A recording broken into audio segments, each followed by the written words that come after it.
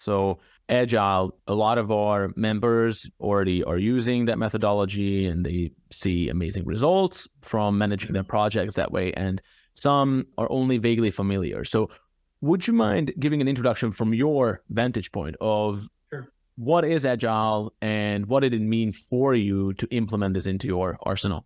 Absolutely. And I should say, just for transparency's sake, you'll never work on two Agile teams that work exactly the same way, right? I think the point of Agile is that teams adapt it to work the way they need to work. But most of your listeners, most of my colleagues are familiar with Agile as a set of ceremonies, right? There's a daily stand-up for a team. There's every 2 weeks or 3 weeks or 4 weeks, we do a demo, we do a backlog grooming, we arrange a set of tasks. And those things are phenomenal, right? Great parts of Agile. I don't want to underemphasize them. I think they help teams get to the principles, which are really important. But I think what Agile really represents and why it's so important for data science is and the ceremonies, the structure, the way that you think about planning or budgeting when you work in an Agile team. The focus of it is on empowering a small team of people who have different skills and backgrounds to work together on a project, not in a I'm the leader, you're the follower relationship, but in a, hey, we're all experts, like let's collaborate on this and find the right solution with kind of a nod towards the scientific method. There's a nod towards lean methods if people are familiar with it, and really a focus on innovation and speed.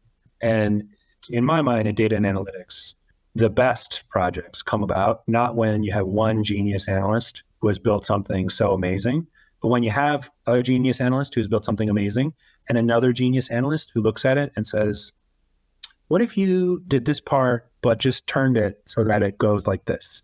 And you just like, of course, right? And then all of a sudden things start to come together.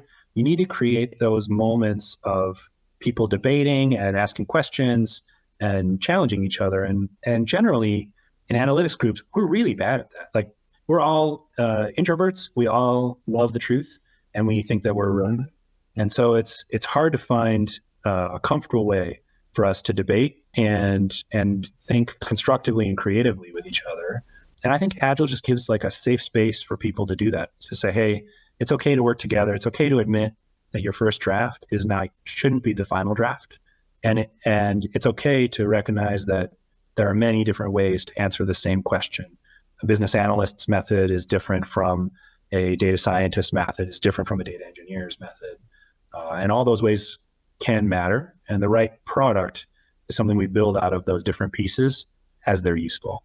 That makes sense? Oh, that makes a lot of sense. And I always use this analogy because it's just applicable in so many places that results often are like building a fire. So you cannot force it into existence. You need to create the conditions. I might have even told you this before, 100%.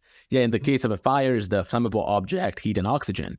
When those things coexist, you can't help but the fire to emerge.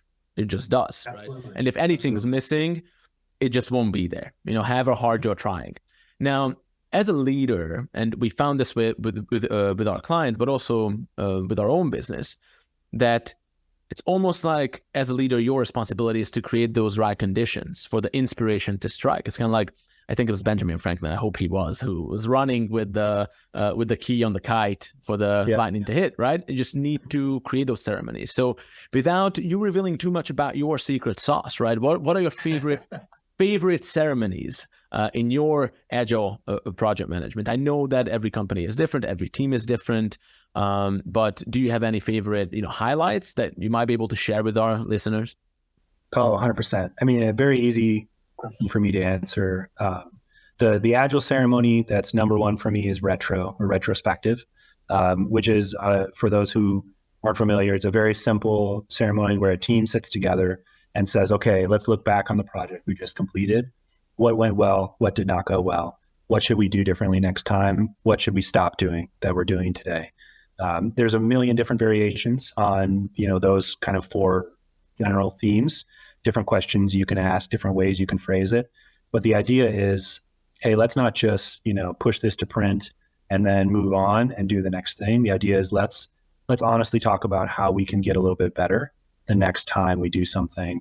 And, the way great teams are built is not through just hiring the top talent, although that's important. Just having the right kind of leader, although that's important. It's through trying and failing and trying and having moderate success and then failing again, and then finally finding that secret sauce for these people, for this company, for this problem that actually works. And you get there way faster by just looking back on what you happen to have done and saying, how could we make that better? I'm a huge fan of retro, and I'm a huge fan of feedback, which is not an Agile ceremony, but we do a lot. My team probably is a little bit tired of me pushing them on this. We do a lot of practicing giving each other feedback without taking things personally. That I think is really important for everybody to get better, because, if you were a professional athlete and you're trying to get better at running 100 meters as fast as possible, you have somebody watch you, you have somebody time you, and you have them give you some ideas on what you could do differently. You got to think about it the same way if you're in an analytics team.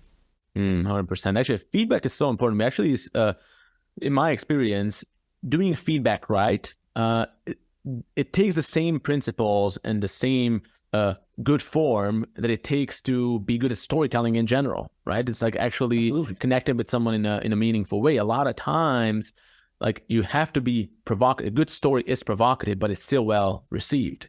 Feedback is the same, and it pushes the individual. At the same time, you got to find a way of how to make sure that that person receives it. It's one thing that you have the feedback. It's one thing that it's valid, but it's still your responsibility to make sure that that bullet will find a home, right? In a good way, yeah. Right?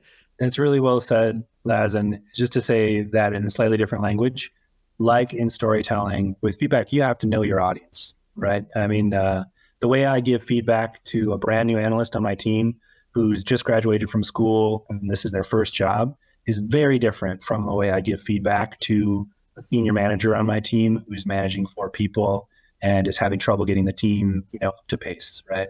And that's because they're at different places in their life. They're at different places in their career. They might be having a different day today than they had yesterday. And, if you want to sell an idea, if you want to tell a story that changes people's actions in the future, or if you want to give feedback that makes a person really think about what they could do differently, positive or negative feedback, you got to think about where is this person right now in their life. And it takes a tremendous amount of sensitivity and intelligence to give good feedback. I won't pretend to be a master of it, but it's exactly the same skill set. You're right. Like, how do I get this person to listen and make sure that I'm communicating clearly? It'll make you smarter giving good feedback just as well as it'll make them smarter listening to that feedback and thinking about how they can change. Absolutely. Actually, again, just on the masterclass that you guys attended, the final, I don't know if you were there for the final case study from Joe Rappaport from Facebook, where he brought that story. Yeah, when he had to present that very painful, the painful facts to that senior executive, driving a Ferrari and just getting him to swallow that bitter pill that his bonus will be cut in half, right? Yeah. And it was really cool from the shout out to Joe as he reflected on, how this went and what it took for him to be able to do that well and make sure that he lands that conversation with a favorable outcome.